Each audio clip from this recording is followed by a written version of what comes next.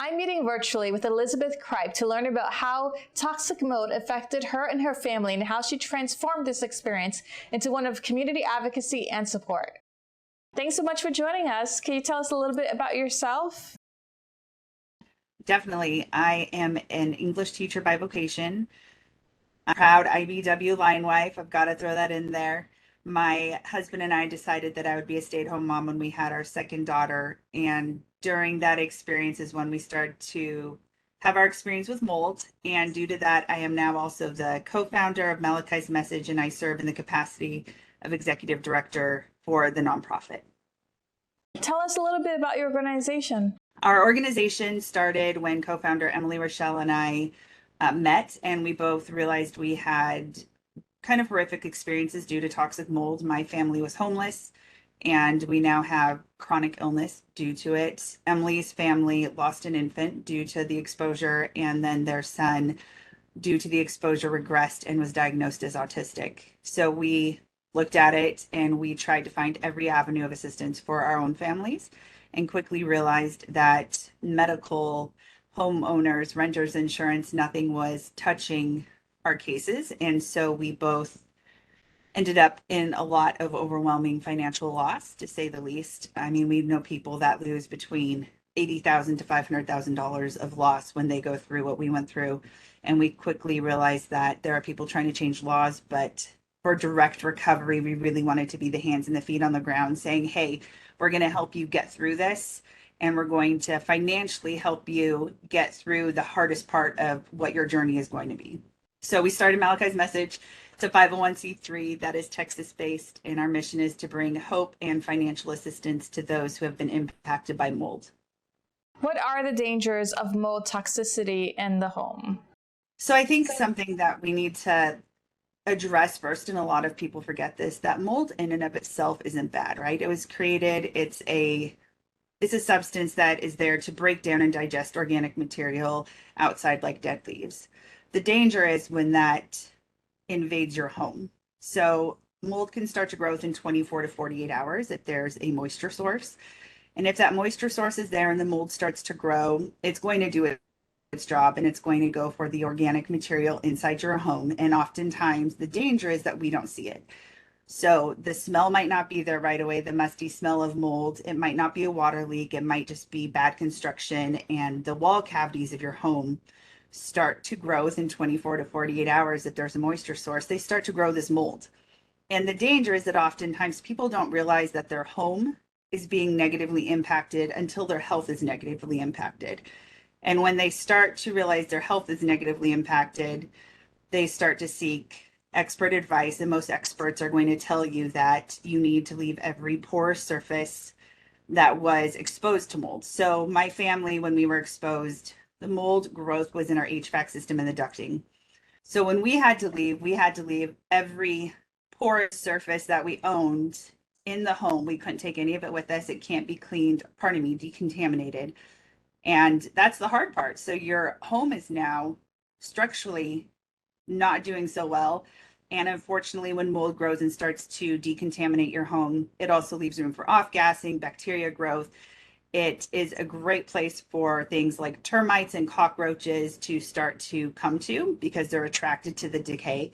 So your home is now decaying, literally. Your health is being impacted and your finances are being impacted because you have to get rid of every porous surface. And so we often tell people, if you looked around your home, how many porous surfaces do you have that you would have to leave? And not even just the cost of it, but I know when we left, my husband's best friend who had passed away left us some artwork he did that we didn't know about mold at the time, so it wasn't properly sealed. So we couldn't take that with us. We have people that have had to leave books from their deceased mother, right? Like, it's the sentimental value that goes behind it too. So the danger is really all encompassing for every aspect of your life. How can someone tell if they have mold in their home? So most people, there are tests, right? So if somebody thinks they have mold, there are DIY tests for people that you can buy. You can buy them. It's called the ERMI and the HERTSMI, and then there's now a mold DNA scan and a mycotoxin wipe, and they're both wipes that you can purchase. You pay for the lab fee. But for somebody just looking around their home, you're going to want to look for things like water leaks, If there's an area of your home that seems to be staying more humid than the rest of your home, that's a really good sign. If you're moving into a home or renting a home and you see patchwork done on the exterior, on the inside, the roof is a big one. Something we see a lot in rentals is people will spray paint over the vents where there was mold growth, hoping that the next tenant doesn't see it. And that happens, unfortunately, a lot. The baseboards too, if the foundation is rough, the baseboards will often start to grow mold. And around the windows, if there's bad construction around the windows, you'll start to see a lot of moisture, right? So in high humidity, you'll see just the pores start to come up, and you'll notice, oh, there's a little bit more moisture. I've got to clean here more often. Those are some of the main things. In the foundation, it can get really soggy in areas of homes. So if you start to walk and you just think, man, I walk this area a lot, it's probably not just that. There's probably an issue there, an environmental indicator. Unfortunately, most people don't notice the environmental indicators until they're sick. And it's in reverse, where you would think you would see your home and go, oh, there's a water leak. Maybe there's mold. Most people end up experiencing physical symptoms and going, there's got to be something environmental causing this many physical symptoms. And by that time, their home, the mold is already in the process of organically basically decaying and digesting their home. So it's kind of a backwards process that most people don't realize until it's too late. The way people have a fire alarm or a carbon monoxide detector, should people test their homes quite frequently for mold, especially in Florida? So Florida is kind of like Texas, right? It's really high humidity. Unfortunately, those are two of the states that do have the highest chance of there being mold just due to building codes, tenant laws, and the humidity. I would say, I don't know that you would need to check it regularly. I would say if you're starting to show some of the major symptoms that come with mold illness and a biotoxin illness, I would say definitely test your home. That's how we did it. My allergist said there's something in your environment. Where are you at the most? And I said home. So we went and tested it. If you're renting or buying a home, I would highly suggest having it inspected if you're able to. If you're not, look at the wording in, especially if you're renting, look at the wording in your lease agreement, because there's oftentimes a mold clause that they put in there that simply states that mold is everywhere. So by signing this, you're basically giving away any right to fighting that process. And you are able to say, I'm not going to agree to this term.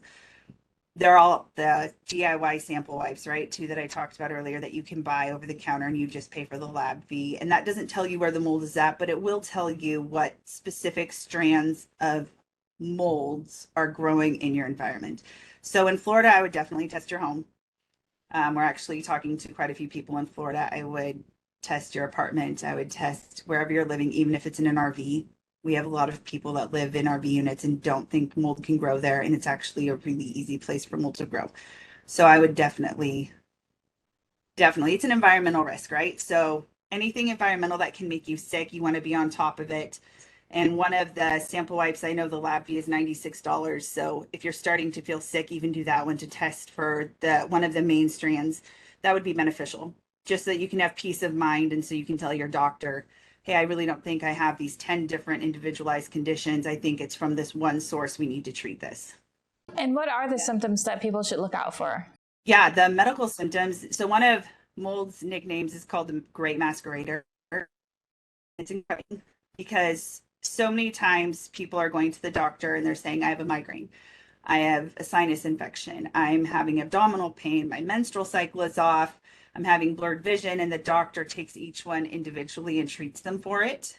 And when all of those come together, plus things like memory loss is a really big one, fatigue. There's a thing called mold rage, which is very real. You just start to get very angry. If you're having more allergic reactions to things, that's a really big one. If you can't remember words or sentences, that sounds crazy to say, but as an English teacher, I would forget a basic word like the.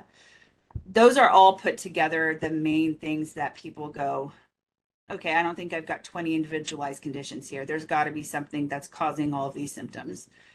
And those are the main ones that we're hearing from people. They're having a lot of anxiety, a lot of digestive issues, abdominal pain, joint pain, headaches, migraines, blurred vision, and the memory and forgetfulness is a huge one. What about the black mold that people might see in their showers? And is that the mold we're talking about? Or I know I've seen someone who did have like an issue with mold, and it was a powdery white powder. So that's a really common misconception. You'll hear a lot of people say that mold, black mold is the only bad mold, and the only color it comes in is black, and that's not the case. Mold is so many different colors. It can be black, it can be white, it can be green, it can be pink, and there is a difference between mildew and mold. But the mold that you see in your bathroom, I would definitely have it tested if you can, because that's where a lot of moisture source is. And if you don't have the correct ventilation in your bathroom, you are creating the perfect place for mold to go crazy and to grow, right? So if it's just simply that you're not cleaning your shower and something is growing, that might not be mold. But if you're incredibly diligent and you're cleaning often, right, and you're seeing this thing start to grow, then that's a time to be concerned and go, oh, I think there's something here. And if anyone in your home at that point is starting to show weird symptoms, like they're getting more sick, even if it's slowly, then definitely have it tested, because every person in the home responds differently. It's so bizarre to me, because we have families of 4 that we talk to, and 3 of them become very sick. And the dad, oftentimes, if he's the one that is working out of the house, he won't be as sick. And so if anyone in your family is starting to show, especially if it's like your teenager that spends a lot more time in the bathroom getting ready in the morning, right? If they're around it more often, then it's definitely something to look at and not just blow off. Yeah. What is CIRS, and how does it relate to toxic mold exposure? So this was a new thing for me to learn about even 6 months ago, when we started conversations about having a CIRS fund incorporated with our normal assistance funds. So we have 8 assistance funds, and we added the CIRS fund to it. And CIRS is chronic inflammatory response syndrome. And the definition that I go to all the time is the Virginia Health and Wellness. And it states that, and I'm going to read this to make sure I don't get it wrong. CIRS is a progressive multi-system, multi-symptom illness characterized by exposure to biotoxins. The ongoing inflammation can affect virtually any organ system of the body, and if left untreated, becomes debilitating. In and of itself, that's just not great. It ties into mold when we realize that Dr. Shoemaker of Surviving Mold estimated that 80% of the CIRS cases are caused by repeated exposure to water damaged buildings. So much to the point that they actually have a separate diagnosis for these people, and it's called CIRS WDB, not just WB, WDB. And basically, if you put the two together, you realize very quickly water damaged buildings are the perfect place for mold to grow. And so these people are getting really sick when they're in water damaged buildings, and it's with this inflammation that is unexplainable. This, paired with the information we have about the HLA-DR gene, is critical. So the HLA-DR gene basically means that a person can't properly detox from biotoxins. So if they're around a biotoxin or a mold, their body can't detox it properly, which is really horrible. And 25% of Americans have and suffer with this gene. So if you look at that 25% of Americans, you're looking at 80 million individuals in the US that have this gene that can't properly detox. They're around molds or other biotoxin illnesses. And Dr. Shoemaker found, with the water damaged buildings, the direct correlation between this gene and people that are getting CIRS. So we looked at that and went, that is a whole nother huge group of people that medically, they need help right away. They can't wait, because they can't properly detox, and their body is in a state of inflammation 24/7, causing them to not be able to function at a normal level. So it's a really, the body is just very interesting to me that it's around that many people can be in water damaged buildings and walk out and not be able to detox it properly, which again just shows that this is an issue that, needs to be taken note of. That mold is a real thing that's causing a lot of people in America to get sick. So how is your organization helping those that are impacted by toxic mold in Texas? So we are really big on trying to bring hope to people. And we realized very quickly that we can do that through, we say that people going through mold feel alone and crazy, and it's incredibly true. So we started a podcast that shares people's stories that have gone through mold from all over the US and actually even Canada right now. And they're able to share their stories so that people here going through it don't feel alone. And we also bring in experts in the industry to talk about the basics, right? Like, what can you do? What should you be looking for? We hear from inspectors and remediators and functional medicine doctors. And I even like a chiropractor, we're talking to physical therapists, we're talking to people that have started other foundations that work with just major environmental damaging toxins, I guess is the best way to say that. So we looked at that and we thought this is a great way to bring hope to people. And then we also offer financial assistance, which is the second part of our mission, but it also directly brings hope to people. We have 8 forms of assistance. So we offer toy replacement to kids. When we went through it, my kids lost everything. And my daughter is 6 and she still has probably a little bit of an unhealthy attachment to her stuffies because that's what she remembers, that when she was 2, she remembers losing all of her stuffies. So they lose everything. And that's, we're taking away their comfort items in that process, trying to keep them safe. So we do toy replacement, we do clothing replacement for people. We help reimburse them for their mold assessments because oftentimes mold is a surprise and they don't know they're spending money on an inspection that they didn't have planned or budgeted for, which is a big deal. We offer reimbursement for temporary housing. We offer reimbursement, or we pay the unpaid invoices, I should state that too, for temporary housing or remediation bills. Medical bills are insane since medical insurance doesn't cover it. So we offer assistance for unpaid medical bills, or to reimburse for medical bills. Furniture replacement, like we talked about, porous surfaces, that's all your furniture, your mattresses. So we also give assistance so people can go buy new furniture if they've lost everything to mold. And we have the CSRS fund we just started that offers people their first doctor's visit, a Genie test, which checks their DNA, their follow-up visit, and then also the DIY home testing kits that we talked about. We offer that to them as well. And then we have a very specific fund for military, active military and veterans, where we upfront pay for their home inspection. We don't reimburse it. We have a letter from our lawyer that we give to them to give to their licensed inspector, and they know they're getting paid, and the military family is able to have their home inspected right away, which we're incredibly proud of that because we think that's important to support our military that way. So it's a lot of fun.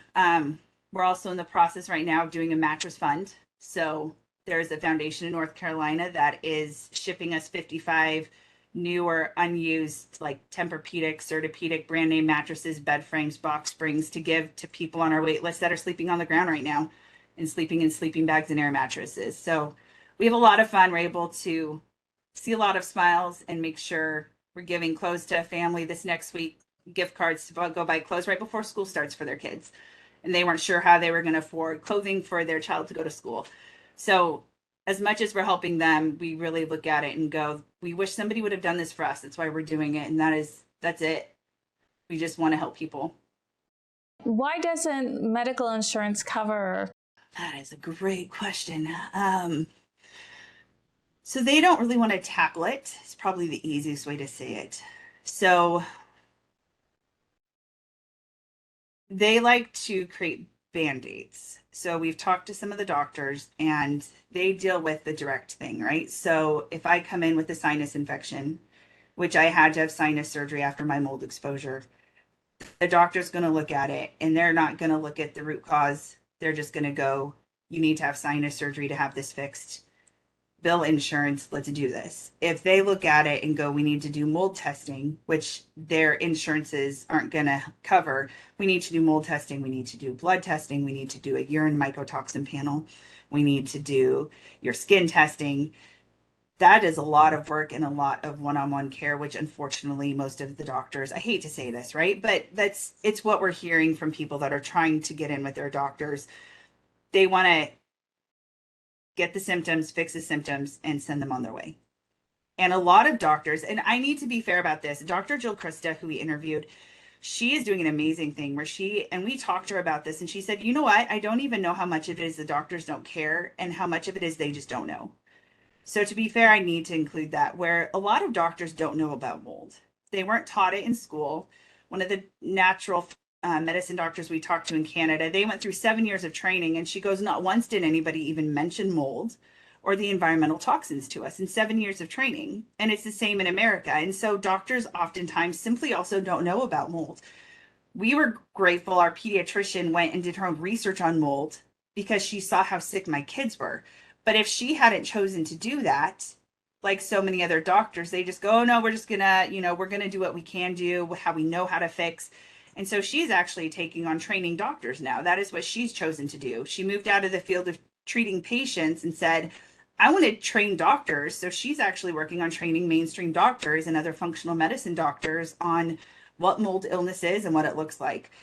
So hopefully it's already come a long ways in the last 10 years. Hopefully in the next 10 years, more mainstream doctors will at least know the word mold and mold illness and be able to recognize the symptoms. And hopefully in 20 years, it'll be something that they're able to treat. And in 30 years, it'll be in their training where it won't be such a foreign thing. I think we're honestly just so far at the beginning of mold awareness right now that a lot of doctors don't know about it. And the ones that may know about it don't know enough about it. And so they're just going to keep doing their job and treating what they know they can fix and how they know they can help a patient heal. I have to ask, because probably people are wondering, if they do find mold in their home, are they able to get rid of it? They are, probably not themselves. I wouldn't recommend bleach. So I'm just going to throw that out there. Bleach is not a cure-all. It's like weeds. If you go outside and you pull a weed, but you don't pull up the roots, the weed is going to grow back. It's the same with bleach. It will kill the surface mold, but the pores are still going to be there. They're going to grow back. So unless you remove the issue, so if there's a leak, if it's growing through a wall, unless you remove the issue, the mold will continue to come back. That's also why experts recommend you get rid of every porous surface. So you can remediate, you can get rid of porous surfaces, and you can start over, but simply bleaching it or cutting out just the space where there's mold because it grows so fast isn't a viable option if you want to actually ensure that it does not grow back. So you can fix it. I would hire a remediator. I would talk to somebody that remediates, which is not cheap normally, but it is something that has to be done or you will continue to be sick, which is unfortunate. Is there anything else you would like to share with our viewers? I would love to share, if I can, real quick, about things to do if you are living in mold and you can't leave.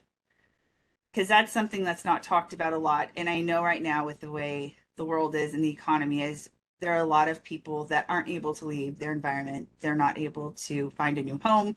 They're not able to take on, right, the cost of a second mortgage or a second rental. So some things to do if you are in a home and you know there's mold or you feel like there is mold. The first thing I would do is find the source, and if you can stop it, stop it. So if there's a small leak on your roof, patch it at least so that no more moisture can get in that way.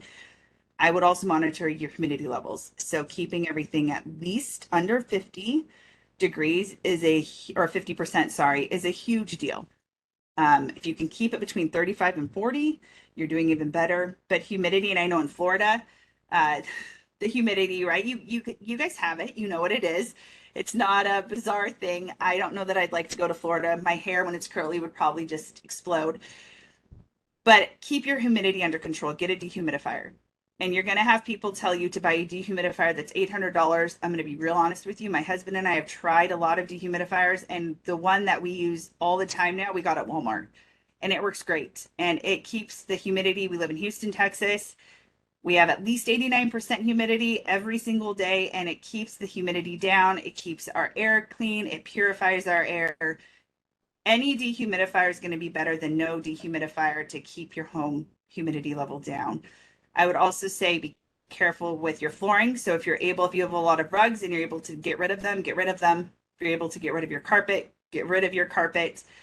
And the final thing I would say is diet. So we interviewed Dr. Jill Kristen. She did a full episode with us on what to do if you can't leave mold. And she stated that mold is mean. And it is. So if you are in mold and you try and detoxify your body, mold will basically become enraged, and it's going to make your life miserable and your health will start to get worse. So you kind of have to trick mold if you can't leave your environment, and you change your diet. So you go to a low mold diet, an AIP diet, and you can look on Dr. Jill Krista and Dr. Jill Carnahan's websites. They have a lot of information on those. And you slowly start to change your diet. So you're essentially tricking mold to think you're not detoxifying, but you are starting the process of a slow detoxification and a slow healing process in your body. And if you're able to do those things, you will start to see a huge difference in your health if you're not able to leave your environment. And if you have kids, I would really suggest doing that because they are closer to the floor, especially with the carpet and the rugs, right? We see so many littles get sick because they are the closest to the carpet and the floor, a porous surface where when the mycotoxins land, they're going to reside on the floor. And you see these biddies crawling all over the floor and getting sick and sicker because more and more is just starting to come up at them. So those would be I think it's really important that people know that too when they're looking at mold, that if you can't leave, there are steps you can take. It's not hopeless. There are steps you can take to still help your environment and help your body heal. If anyone wants to learn more, how can they reach you, your organization? How can they stay in touch? We're on Instagram and Facebook as Malachi's Message. My name is Elizabeth Kripe. Emily Rochelle is the co-founder. You can reach out to either one of us personally or through our organization social media platforms. Our website is www.malachis.message.org. And we also have our podcast, Toxic Mold Sucks, SUCKS, on Spotify, Apple, and then on our YouTube channel as well, is where we release our video podcasts. So we're always open for conversation, and we'll answer any questions you have. Well, thank you so much for joining us. I really appreciate it and all the information. Very important. Yeah, my pleasure. Thank you for having us. Thank you. If you're enjoying this show, please subscribe to our channel and follow our Instagram, Facebook, and Twitter accounts.